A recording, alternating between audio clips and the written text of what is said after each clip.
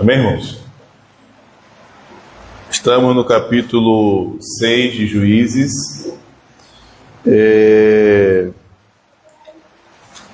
Agora nós estaremos falando sobre Gideão, que é mais um juiz levantado por Deus. Gideão vai do capítulo 6, capítulo 7 e capítulo 8. No capítulo 8, final do capítulo 8, é registrado a morte de Gideão. É um livro muito interessante e é uma passagem muito interessante, uma história muito interessante.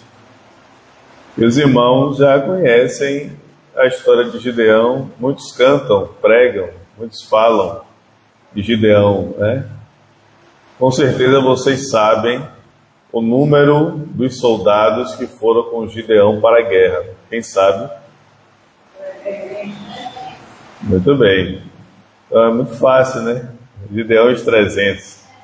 Mas vocês sabem quantos foram chamados ao total antes dos 300? Ficar só os 300? 20 mil? Zé falou?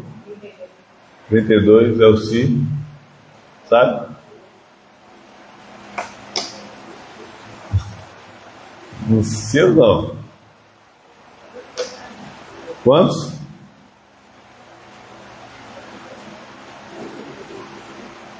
Luquinha, Natan, Duda, sabe, filho? Malu, sabe? Não? Foram chamados, foram convocados e reunidos. Quantos? 22 mil. Bel falou 22. Dora.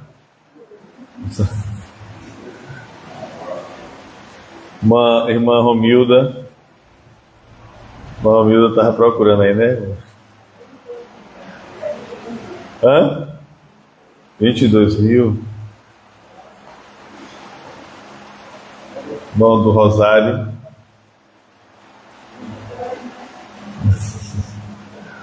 Foram, Luizão. Foram 32 mil homens. 32 mil homens convocados compareceram para a guerra. E aí na peneira ficaram apenas 300 homens. Mas nós vimos no capítulo 1, capítulo 2 e capítulo 3 de Juízes, capítulo 3 do verso 1 até o verso 6, o povo ainda conquistando a terra e o autor falando sobre a realidade que vai ser o livro de Juízes, os altos e baixos. O povo que não conhecia Deus, uma nova geração que não conhecia Deus, Deus seus feitos, e uma geração que se voltou para os outros deuses e para a sedução dos povos daquela terra. Daí o Senhor entregou-os nas mãos dos povos da terra, e eles foram oprimidos, foram massacrados, até que o Senhor foi levantando juízes por conta do clamor do povo. O clamor do povo mediante a crise, a tribulação, a dor, o sofrimento. Deus, como resposta, enviava um libertador, que era chamado de juiz. E esse período foi o período que, até o período dos reis, foi um período nessa linha. Na verdade, até Samuel, o negócio começou a consertar mais. Mas esse juiz que foi levantado, Gideão, é muito interessante como Deus o chamou. O capítulo 6 vai mostrar o problema do povo, a rebeldia, o problema que se levantou, o arrependimento e a resposta de Deus. O capítulo 6 vai mostrar a correção do Senhor para o povo, vai mostrar o chamado de Gideão, bem como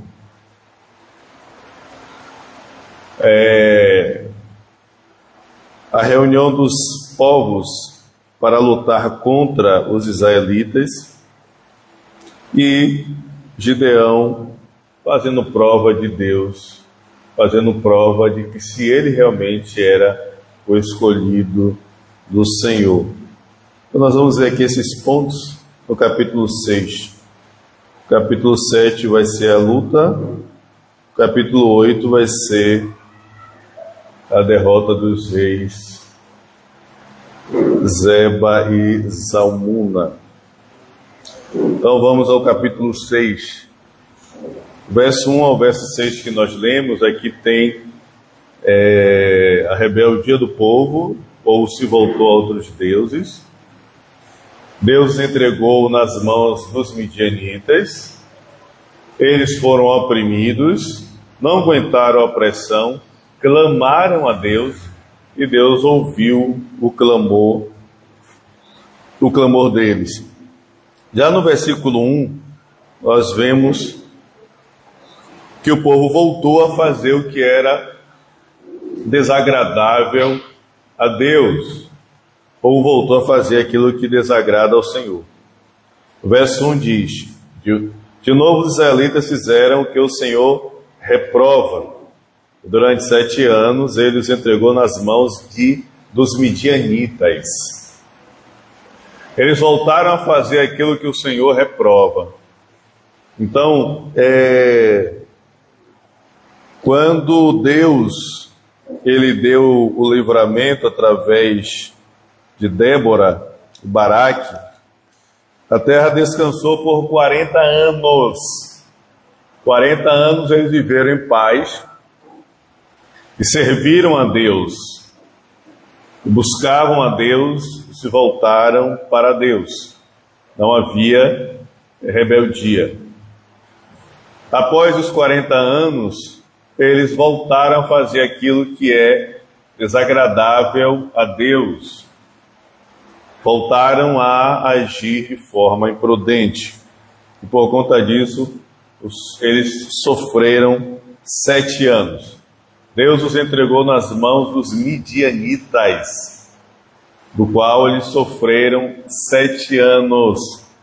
E aqui ele relata como era essa ação dos midianitas que trouxe sofrimento aos israelitas. O que é que os midianitas faziam? Nós até lemos isso aqui no começo aqui da palavra, antes da oração. Então, o que é que eles faziam? Como é que eles agiam? Observe bem, irmãos, fique muito atento. Eles voltaram a fazer aquilo que o Senhor reprova, e o Senhor os entregou nas mãos dos midianitas. O que é que acontece?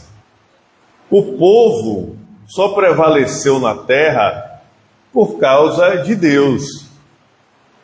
Eles não prevaleceram porque eles tinham um grande exército. Eles não prevaleceram porque eles eram poderosos ou eram numerosos. Eles eram numerosos, mas não foi pelo número que eles prevaleceram. Foi por causa do Senhor.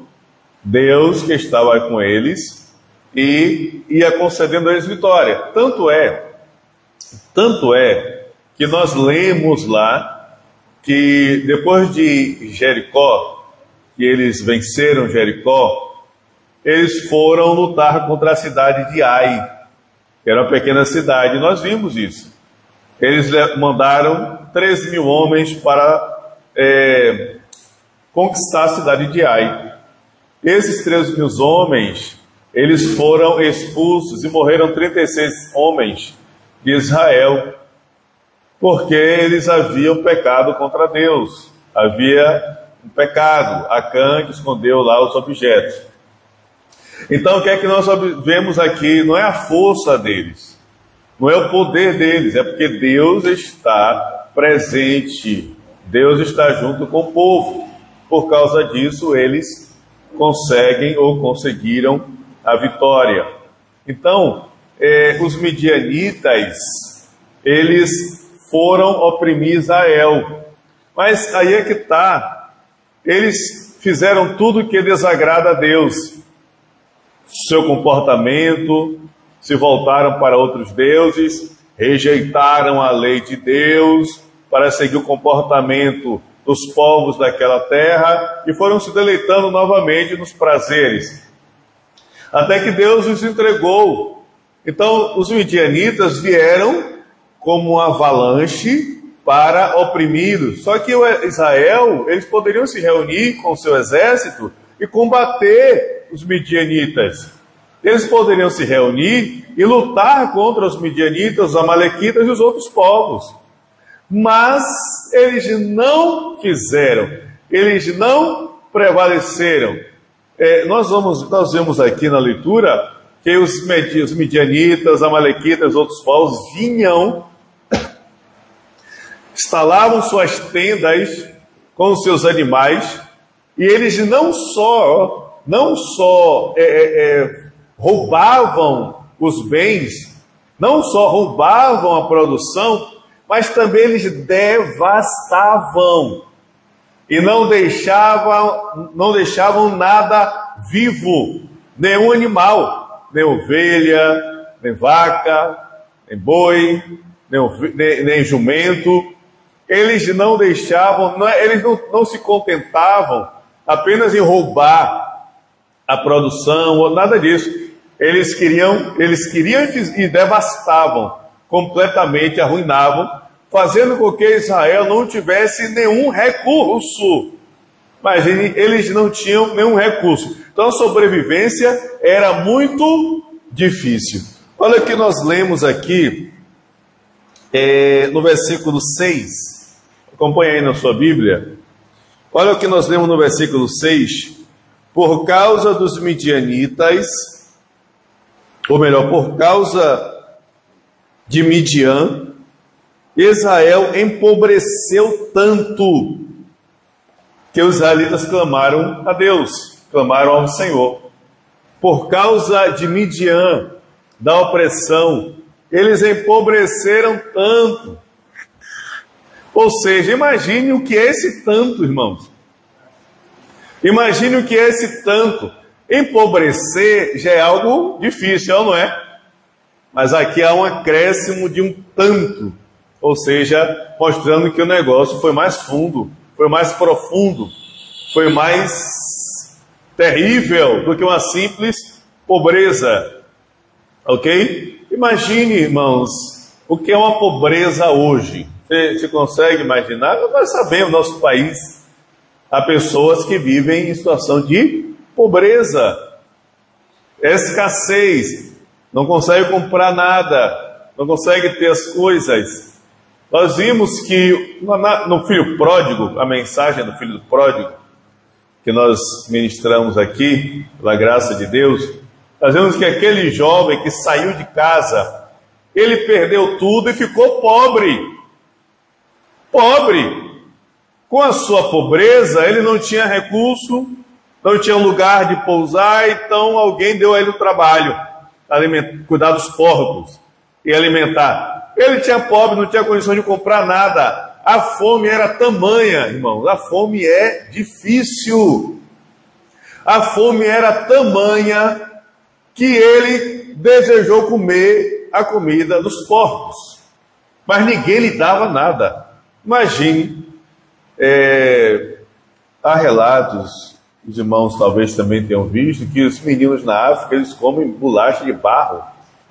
Imagine, você consegue dimensionar o que é a pobreza? Por que eles comem? Não, porque é pobre, não tem recurso. Quando a gente olha, a pobreza é terrível, traz fome. traz necessidades extremas, é terrível, é complicado.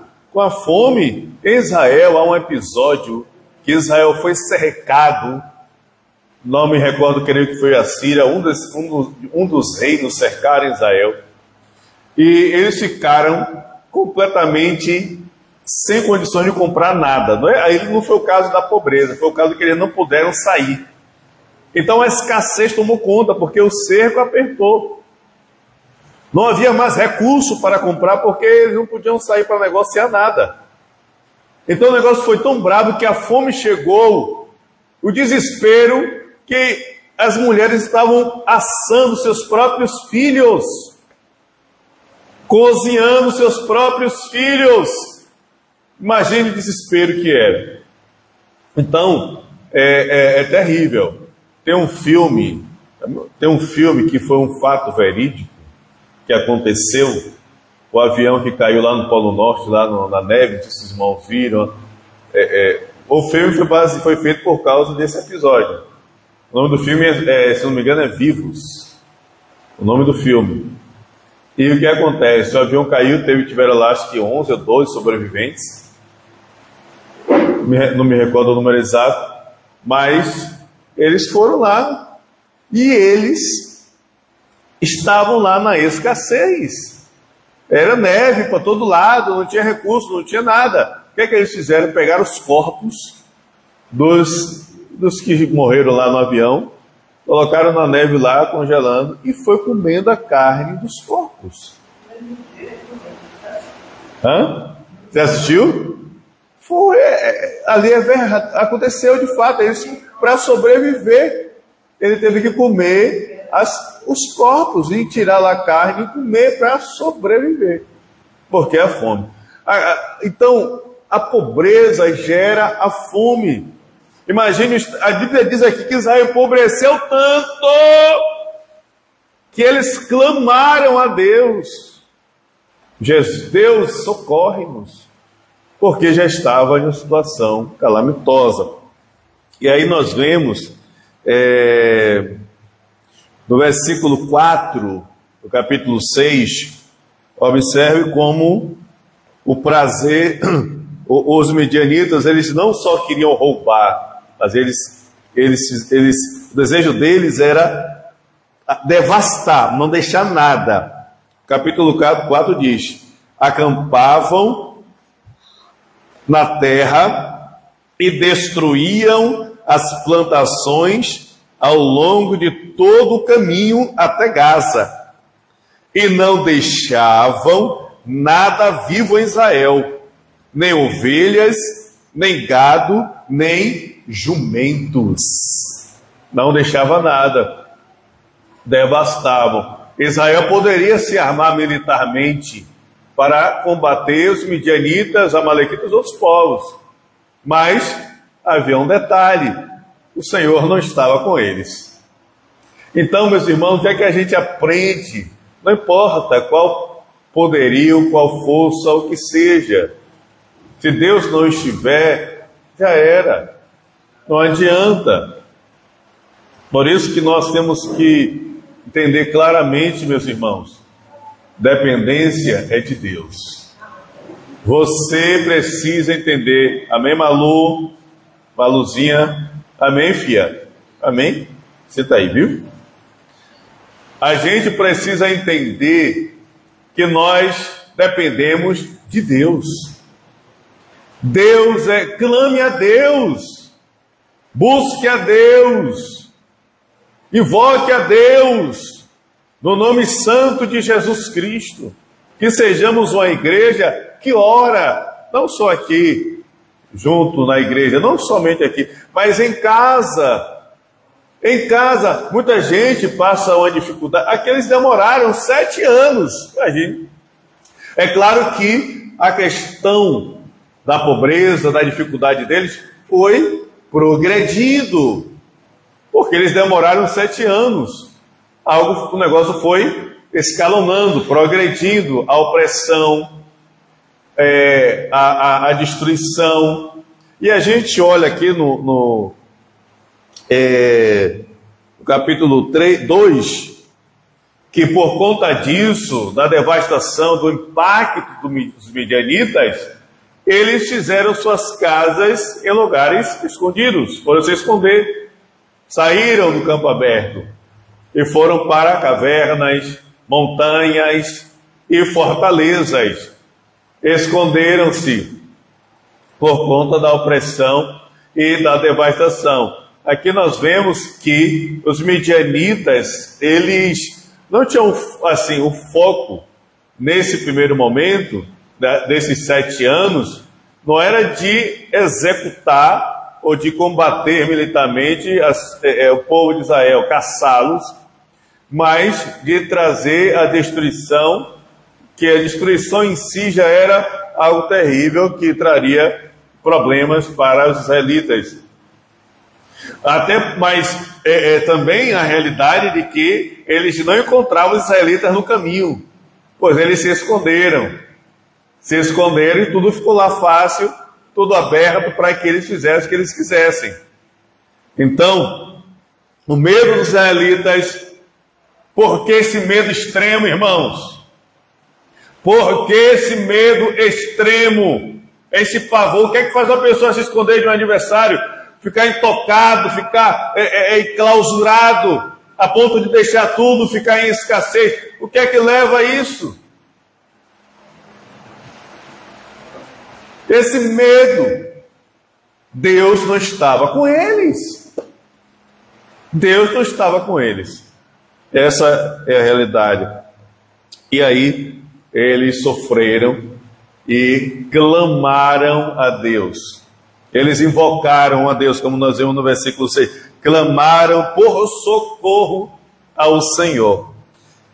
Irmãos, Israel estava, como nós vimos, fazendo o que era desagradável a Deus e servindo a outros deuses. E é interessante, eu não sei se vocês leram esse capítulo 6. Alguém leu? Leu? E você lendo, você vê aqui como Deus faz. Como Deus faz. Como Deus chamou Gideão para despertar o povo. Como Deus chamou Gideão e, através de Gideão, Deus provocou o povo, despertou. Nós vamos ver isso daqui a pouco. Isso é muito interessante. Então, o povo clamou. O que é que Deus fez? Deus mandou o seu mensageiro. Deus enviou um mensageiro para divertir o povo, para fazê-los retornar para a aliança, mostrando, abrindo os olhos deles, para que eles compreendessem o estado em que eles estavam. Versículo 7 ao versículo 10. Aqui nós temos um profeta que foi levantado. Não temos o nome dele, não é apresentado o nome, apenas diz que o Senhor enviou um profeta por conta do clamor dos israelitas. E esse profeta, ele mostra aqui para Israel, para que eles se lembrassem o que é que Deus fez na vida deles. Olha aí comigo, no versículo 8. Ele lhes enviou um profeta que disse: assim diz o Senhor, o Deus de Israel, tirei vocês do Egito, da terra da escravidão. Eu os livrei do poder do Egito e das mãos de todos os seus opressores. Expulsei-os e dei a vocês a terra deles. E também disse a vocês: eu sou o Senhor, o seu Deus. Não adorem os deuses dos amorreus, em cuja terra vivem, mas vocês não me deram ouvidos. Sempre o profeta, quando é apresentado, o profeta é para chamar o povo ao eixo, é a correção, é o despertamento espiritual. O profeta é enviado para abrir os olhos, fazer o povo entender que eles estão no caminho errado, que eles desagradaram a Deus, que eles fizeram o que é contrário à vontade de Deus. Então o profeta veio despertá-los, abrir os olhos. Olhe, Deus, eles esqueceram, Deus tirou vocês do Egito. Deus os tirou da terra, que é interessante como ele diz. Deus os tirou da terra da escravidão. Terra da escravidão. Nós sabemos a história de Moisés e o povo lá no Egito sofrendo nas mãos do faraó. E o Senhor, com mão poderosa, arrancou Israel de lá. Era impossível eles saírem do Egito. Como é impossível, como foi impossível na condição natural, nós sairmos do nosso estado de pecado, da nossa condição, da nossa vida passada, pela nossa força, mão, condição, era impossível sairmos das trevas que vivíamos. Mas ele está dizendo aqui, Deus os tirou do Egito. Somente Deus pode tirar alguém do Egito. Amém? Somente Deus pode tirar alguém do Egito. O Egito que eu estava, eu não ia conseguir sozinho, mas Deus estendeu as mãos e me arrancou do poder das trevas. O Egito que Bel estava, ele não ia sair só, não tinha como. O Egito que a irmã Glória estava, e que a irmã Romilda, não tem como. O anjo está despertando ele. Ei, Deus os tirou do Egito, da terra da escravidão, os fez entrar nesta terra e possuí-la. E ainda disse, não sirva a outros deuses. O que é que ele está dizendo aqui?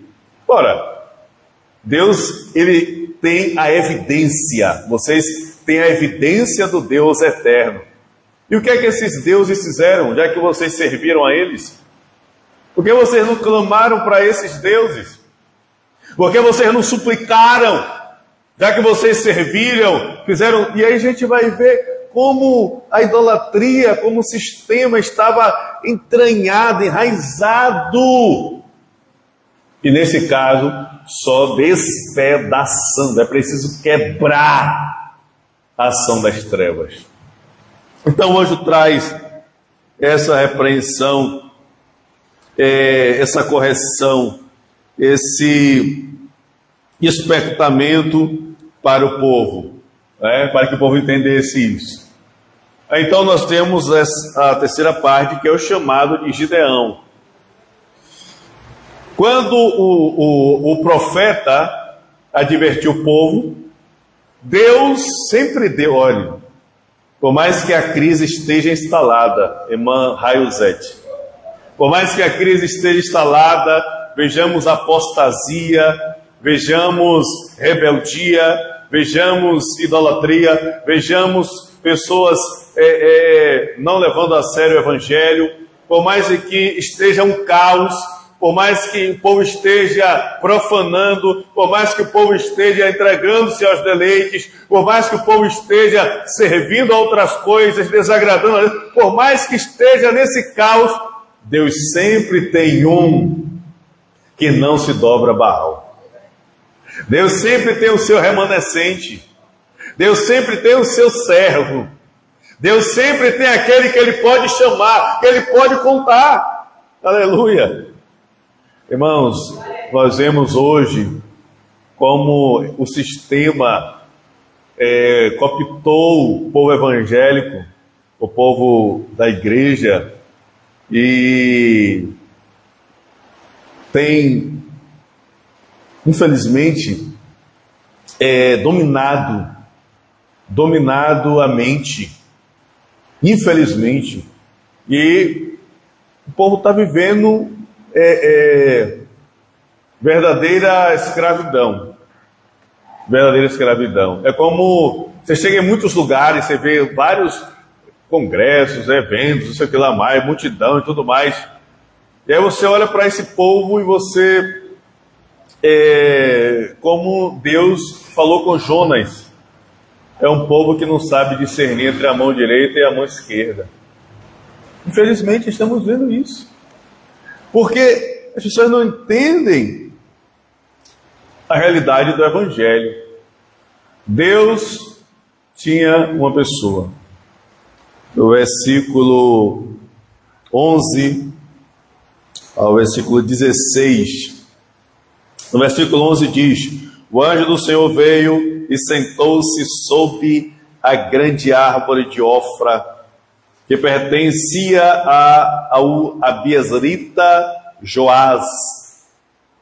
Gideão, filho de Joás, estava malhando trigo num tanque de prensar uvas para escondê-los dos midianitas. Então o anjo do Senhor apareceu a Gideão e lhe disse: o Senhor está com você, poderoso guerreiro. Aleluia. Gideão, ele estava estrategicamente tratando o trigo, tratando o trigo no local onde se prensa uvas. Por que ele fez isso? Quem sabe? Gideão estava tratando o trigo no local que era para tratar as uvas. Para esconder, estava escondido lá. Para não morrer de fome, fez a estratégia dele foi despistar os midianitas. Então, para que ele pudesse fazer o serviço, né? Então veio o anjo do Senhor e falou com ele: você é um guerreiro valente, você é um guerreiro que Deus escolheu. Então, a partir do verso 13, Gideão, ele vai responder. Ele responde ao anjo do Senhor. Qual é a resposta dele? A resposta dele é questionar a fidelidade de Deus, a segurança de Deus, a palavra de Deus, é questionar Deus com a sua palavra. Pois ele diz: como é que pode essa declaração se nós estamos vivendo uma situação tão difícil? O que é que diz do que Deus fez, as suas obras, seu poder, a sua grandeza, tirou o povo do Egito? O que é que diz de tudo o que nós ouvimos nossos pais dizerem, falarem? O que é que acontece? Aqui nós vemos algo muito interessante.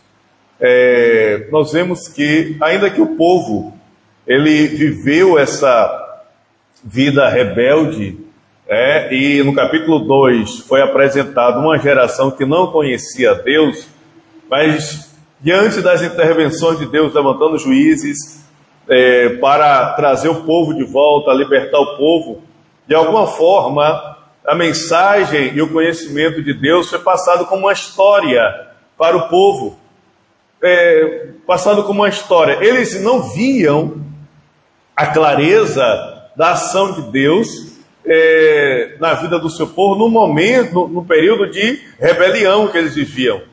Então essa mensagem, essa palavra ficava como uma história que aconteceu no povo, e eles a pensar, tudo isso foi feito, mas nós não estamos vendo o efeito dessa realidade do que Deus fez. Só que Gideão fala toda essa situação de Deus, da sua palavra, de Deus ser tão grande, a gente está vivendo uma situação desse tipo. Só que a gente observa que o anjo do Senhor ele não responde a Gideão dando explicações para ele, até porque o profeta já fez isso. Deus já mandou o profeta para descer a cajadada na cabeça. Deus não fala através, não mostra a ele explicações, mas diz o que é que ele tem que fazer. Diz o que é que ele tem que fazer, o que é que ele precisa fazer. No versículo 16, ele diz: o Senhor se voltou para ele e disse: com a força que você tem, vá libertar Israel. das mãos de Midian. Não sou eu quem o está enviando?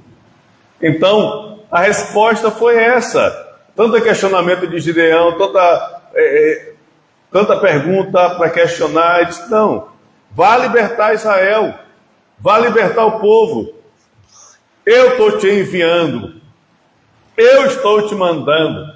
Esse Deus que você afirmou da grandeza dele, do poder dele, é ele quem está te enviando, ordenando que você vá e liberte o povo, que você traga o povo de volta a uma vida de paz.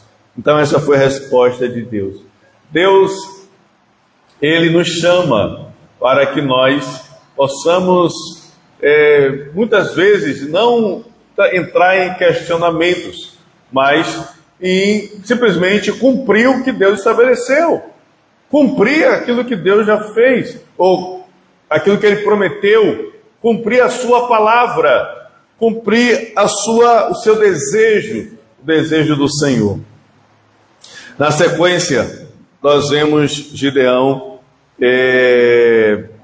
apresentando a sua oferta a Deus como uma forma de ser aceito pelo Senhor. O versículo 17 diz: Gideão prosseguiu: se de fato posso contar com o teu favor, dá-me um sinal de que és tu que estás falando comigo. Peço-te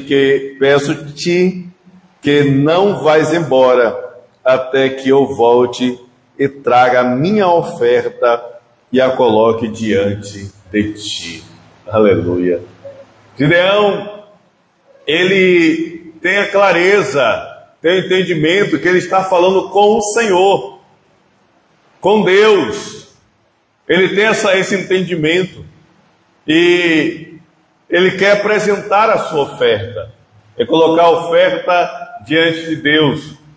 Porque através da oferta ele vai saber se ele vai ser aceito, se realmente é Deus que está falando com ele.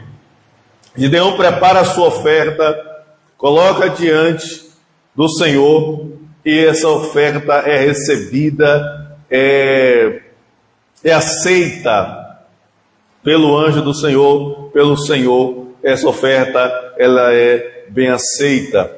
E ele tem essa convicção. No versículo, olha aí o versículo 22. Quando Gideão viu que era o anjo do Senhor, exclamou: Ah, Senhor soberano! Vi o anjo do Senhor face a face. Gideão percebeu, teve a compreensão com o recebimento da oferta, que era o anjo do Senhor. Geralmente o anjo do Senhor, ele é tipificado como Jesus do Antigo Testamento. Tanto é que quando você lê aqui a partir do versículo 11, ele faz uma mescla entre o anjo do Senhor e o próprio Senhor falando com Gideão.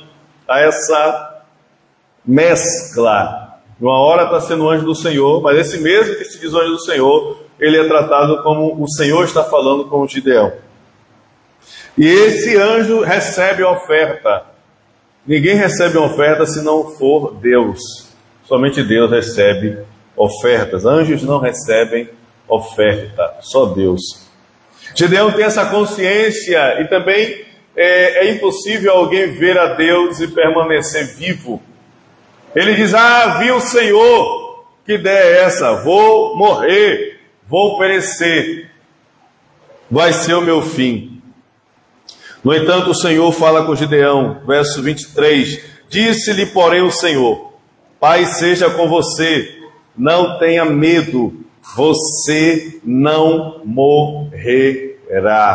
Não tenha medo, porque você não morrerá. Verso 24, Gideão construiu ali um altar em honra ao Senhor.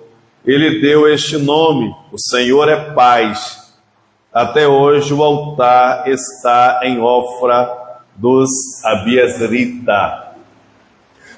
Ele construiu altar ao Senhor. Diante de tantos altares, diante de tanta adoração a coisas contrárias, a ídolos. As pessoas perderam a noção do culto a Deus, da oferta a Deus, da adoração a Deus, da invocação a Deus, de honrar a Deus. Perderam. Gideão, ele é confrontado, ele é chamado, e ele tem a percepção desse encontro com Deus. Qual é a atitude de Gideão? É apresentar a sua oferta, preparar o altar para o Deus eterno. Então a gente vê que o reconhecimento e a entrega a Deus, ao Senhor, ao Eterno, ao Criador de todas as coisas. Agora, na sequência, Deus vai mostrar a Gideão como ele vai fazer para despertar o povo, para confrontar o povo, para fazer o povo abrir os olhos. Isso é muito interessante. No versículo 25,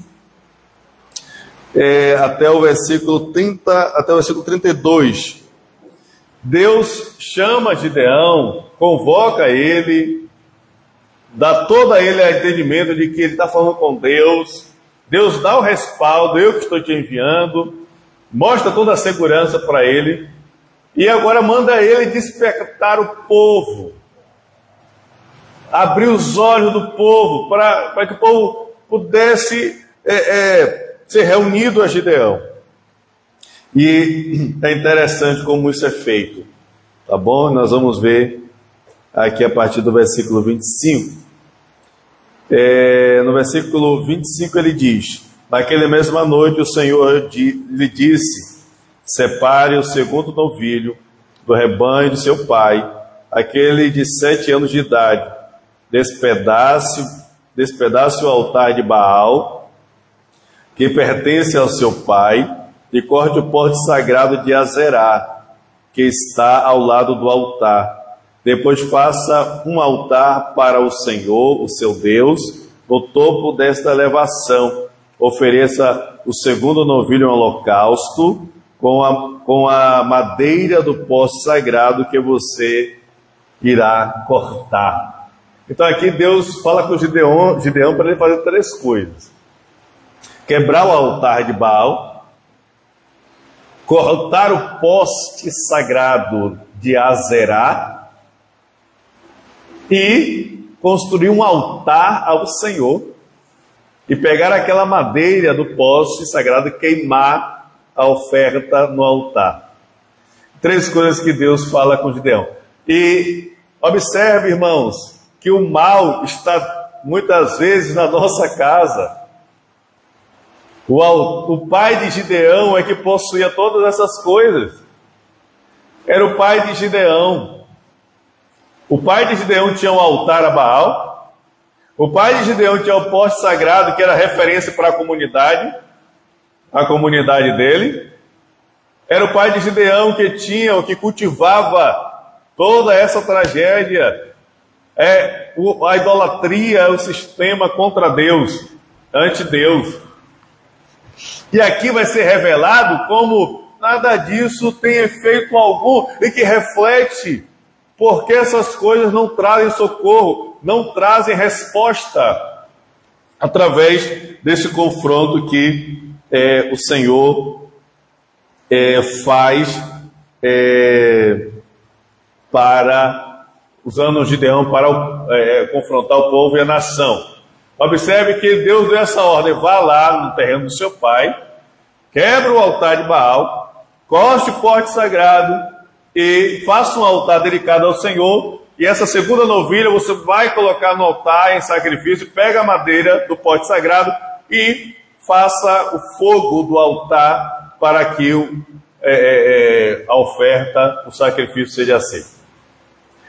Gideão, ele chamou seus homens, 10 servos, e ele foi fazer o serviço. Mas tem um detalhe: quem leu o capítulo 6 vai saber qual é o detalhe que aconteceu.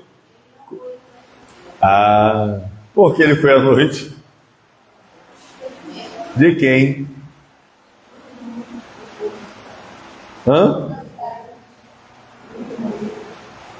Muito bem. Ele estava com medo dos seus irmãos, dos povos dos seus companheiros, dos povos ali da cidade. Você vê que o povo tinha o temor, tinha um apego tão grande. A religião, ela se entranha na mente, no coração do ser humano. As pessoas morrem e matam por causa disso. A gente vê hoje essa realidade. Morrem e matam por causa desse domínio da religião. Então, Gideão foi à noite fazer o trabalho. Chamou seus 10 servos, foi lá, quebrou o altar de Baal, cortou o poste de Azerá, construiu um altar, botou a novilha e apresentou a Deus o sacrifício. E aí foi para o Senhor. Quando é de manhã, o povo olhou, o que é isso que fizeram? Como isso é possível? Quem foi que fez essa tragédia? Quem foi que destruiu esse altar? Quem foi que cortou o poste sagrado de Azerá? Quem foi? Vamos investigar. Fizeram a investigação. Bom, naquela época não tinha câmera de vigilância. Não, naquela época não tinha.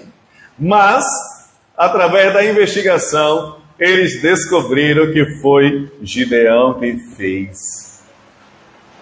Eles descobriram que foi Gideão quem fez. Quando eles descobriram isso, eles foram até o pai de Gideão, cercaram com grande fúria, confrontaram: temos que matar Gideão. Ele profanou, ele quebrou o altar, ele cortou o poste sagrado. Temos que matar Gideão. Aqui agora vem o pai de Gideão, vamos lá. O pai de Gideão, ele que era o responsável pelo altar, pelo poste sagrado. Ele devotava, ele fazia seus sacrifícios, ele fazia suas oferendas, ele servia ali o altar do Baal lá. Mas quando ele viu seu filho em apuros, quando ele viu que seu filho ia receber a espada, ele despertou, acordou, irmão Dorilé. Quando ele viu que o filho dele ia sobrar na história, aí ele despertou. Então, nós lemos o que está escrito no versículo 30. No versículo 30, diz assim: os homens da cidade disseram a Joás: traga seu filho para fora, ele deve morrer, pois derrubou o altar de Baal e quebrou o poste sagrado que ficava ao seu lado. Olha a resposta do pai de Gideão, Joás, verso 31. Joás, porém, respondeu à multidão hostil que o cercava: vocês vão defender a causa de Baal? Estão tentando salvá-lo? Quem lutar por ele será morto pela manhã. Se Baal fosse realmente um deus, poderia defender-se quando derrubaram o seu altar. Olha só que resposta. Vocês vão defender a causa de Baal? Baal não é um deus? Que deus fraco é esse? Baal não é um deus? Vocês vão defender a causa de Baal? Se ele é um deus, ele mesmo que vai defender a sua própria causa. Ele não é um Deus é poderoso. Você vê aqui como Deus usou para despertar o povo, mostrando que nada fazem, nada podem fazer, nada realizam. Por que não foi Baal libertar o povo da mão da opressão dos midianitas? Por que não foi Baal libertar o povo da escravidão, da opressão, e deixou o povo sofrer? Como é que vai fazer um serviço, um culto, uma adoração a um Deus que nada faz? Ele não é poderoso? Quem for defender a casa de Baal vai ser morto pela manhã. Porque se ele é um Deus, ele pode tomar sua própria causa e resolvê-la, e trazer solução, e combater e punir esses que fizeram a destruição do seu altar e do poste sagrado.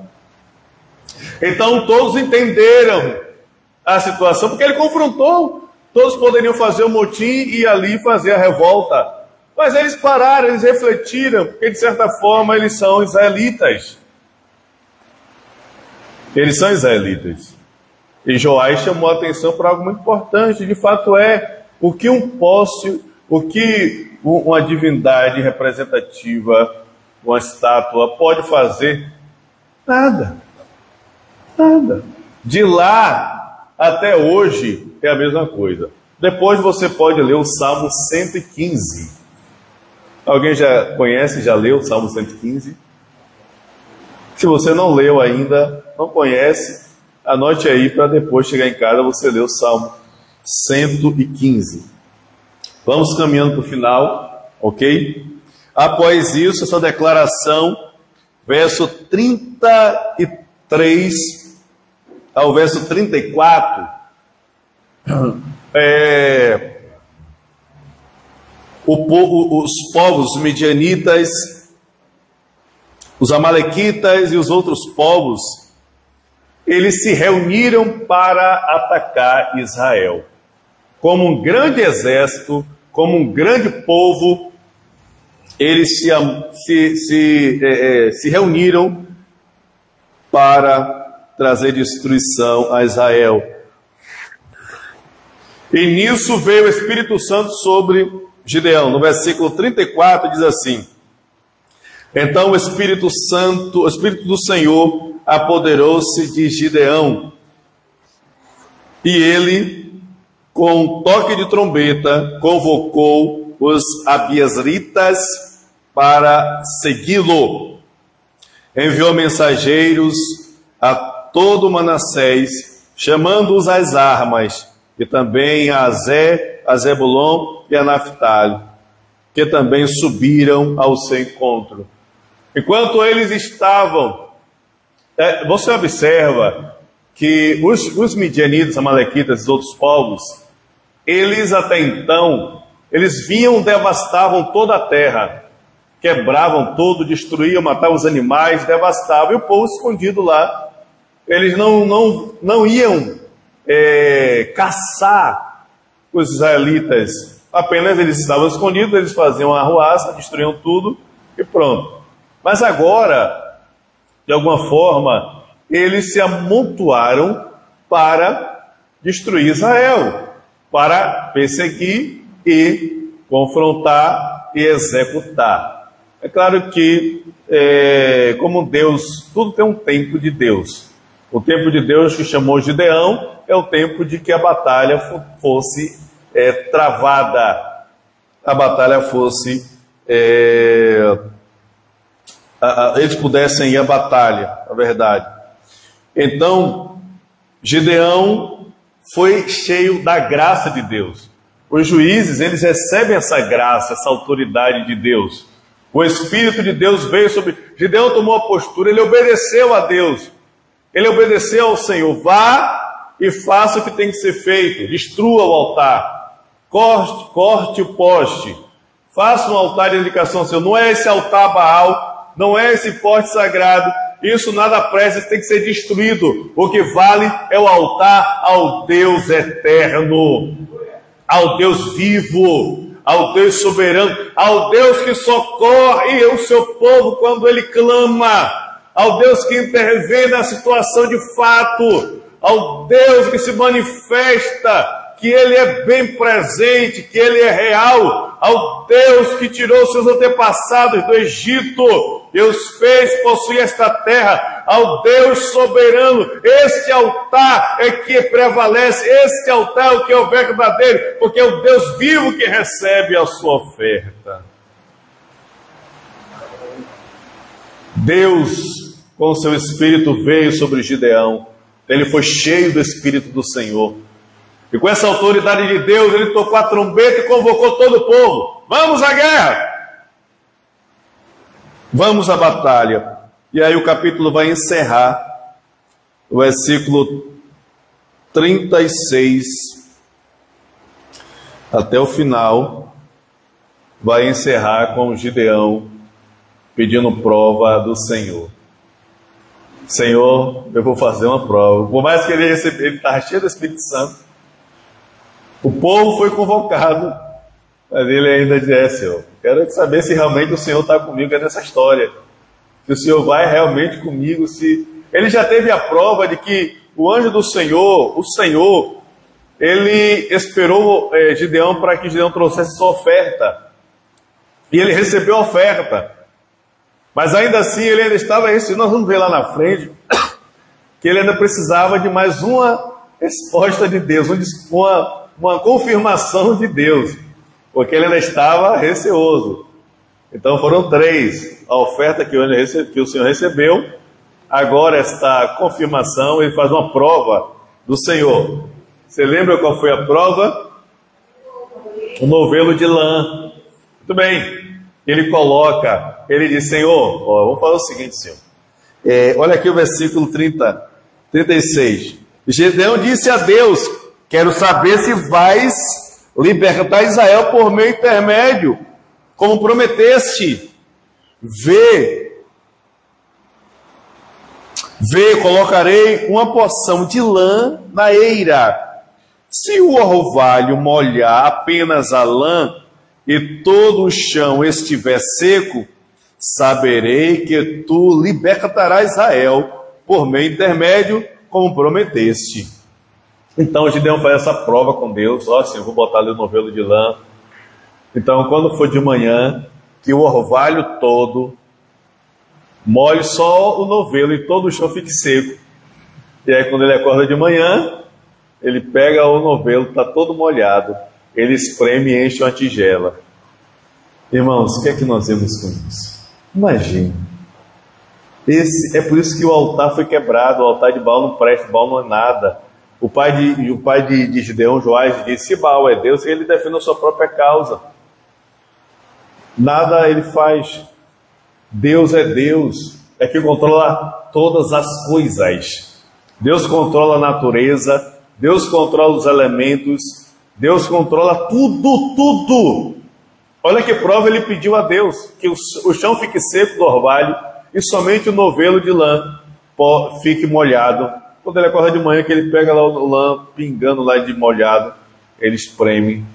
Mas ele não se contentou com isso. Ele não se contentou. Ele queria mais de Deus. Eu preciso confirmar eu preciso mais de confirmação. Senhor, não fique chateado comigo, não. Agora eu quero fazer mais uma prova. Que o novelo fique seco e que todo o chão fique molhado pelo orvalho. E Gideão vai, quando ele acorda pela manhã, o novelo está completamente seco e o chão molhado com o orvalho. Deus é Deus. Deus controla todas as coisas. Deus controla a natureza, os elementos, a chuva, o sol. Deus controla tudo. Esse é o poder de Deus. Essa é a grandeza de Deus. O povo de Israel não estava entendendo isso. Estava seduzido, estava perdido, deixando-se levado por aquelas coisas contrárias. E o resultado foi a destruição. Deus entregou-os nas mãos, ou seja, Deus não mais estava junto com eles. Por isso eles perderam a batalha. Deus levantou Gideão para trazer o povo de volta, libertá-los da opressão, fazê-los entender que só há um Deus, um único Deus, um Deus dos céus, um Deus que intervém, um Deus que cuida do seu povo, um Deus que controla todas as coisas, controla tudo, o Deus eterno. Nós vimos aqui, já para finalizar, no capítulo 4 de Juízes, com Débora, que Débora, junto com Baraque, derrotaram Jabim, o rei de Canaã, e Sísera, o seu general. Mas a gente vê que foi sobrenatural. Deus fez as estrelas virem do céu para combater, e Deus também fez transbordar o rio para que eliminasse uma porção do exército. Deus agiu, Deus interviu na situação.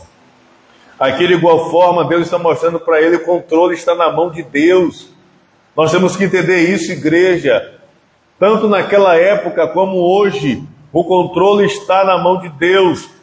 Há uma missão para a igreja, há uma missão para nós, e essa missão é proclamar o Evangelho, proclamar a Cristo, anunciar que só há um Deus, que só há um intermediário, só há um que pode nos conectar com Deus, e esse é Jesus, o Cristo, o Filho do Deus vivo. Que nós possamos, irmãos, entender claramente isso. Assim como Deus chamou Gideão, que nós sejamos esses instrumentos de Deus para avançar e cumprir o plano estabelecido pelo Senhor. Amém? Na próxima semana, se Deus quiser, vamos para o capítulo 7, que vai ser a batalha entre Gideão, vai ser também a convocação, ou melhor, já o povo convocado e reunido, mas a peneira. Como é que foi feita a peneira para chegar até os 300 homens que Deus escolheu? Amém? Deus abençoe, irmãos. Vamos finalizar o nosso culto coletivo. Vamos orar e agradecer a Deus e vamos aos nossos lares.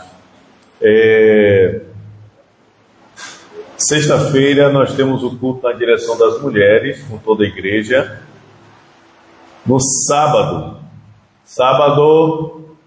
amém? Sábado tem um remanescente de manhã e à tarde temos um tempo precioso. Como é que vai funcionar? Sábado de manhã, 9 horas, estaremos aqui. Vamos estar aqui com o culto remanescente normal. E aí depois cada um vai para sua casa, vai comer, almoçar. E aí, umas 2 horas, né, Nilva? Umas 2 horas, aí eu venho aqui para buscar os remanescentes, tá bom?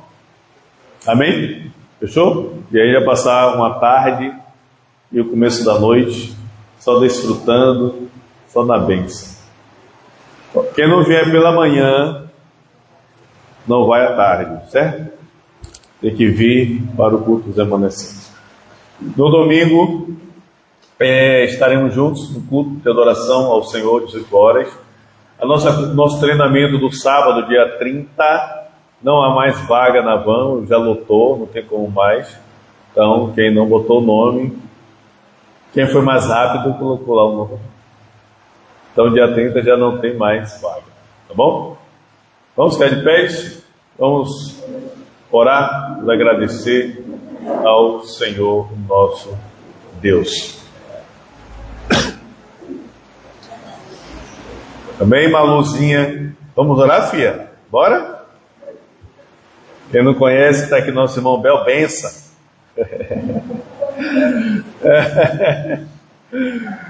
Amém? Vamos orar, vamos agradecer a Deus. Pai, obrigado, Senhor, por essa noite, pela Tua palavra. Obrigado pela Tua fidelidade. Obrigado por tudo que o Senhor tem feito. Nos colocamos diante de Ti, Pai, em gratidão e em devoção. Como o Senhor chamou Gideão e deu a ele a missão de ter uma postura firme com relação à idolatria e às coisas contrárias para despertar o povo, que assim nós sigamos firmes, ó Deus, na missão e na palavra do Senhor. Que o Senhor guarde a Tua igreja, tempos difíceis, mas que o Evangelho esteja continuamente enraizado em nossos corações. Pai, que o Senhor abençoe cada irmão, leve em paz ao seu lar, livra do mal, e toda a cilada das trevas sejam neutralizadas. Nos guarda, nos livra de acidente, assalto, violência, bala perdida e da fúria do inimigo. Nós te agradecemos em oração, Senhor, em nome de Jesus. Que o amor de Deus, o nosso Pai, que a graça de nosso Senhor e Salvador Jesus Cristo, que solucionou todos os problemas na cruz do Calvário, o poder e o enchimento do Espírito Santo, nos levanta como discípulos absolutos para evangelizar o mundo. Seja com todos vocês, hoje e sempre. Amém. Deus te abençoe, fale com seu irmão. Não esqueça de ler o capítulo 7. de Juízes, tá bom? E não esqueça de ler capítulo 20 de Mateus para o domingo, tá bom? Deus abençoe os irmãos que acompanham pela internet. Fiquem na paz, em nome de Jesus.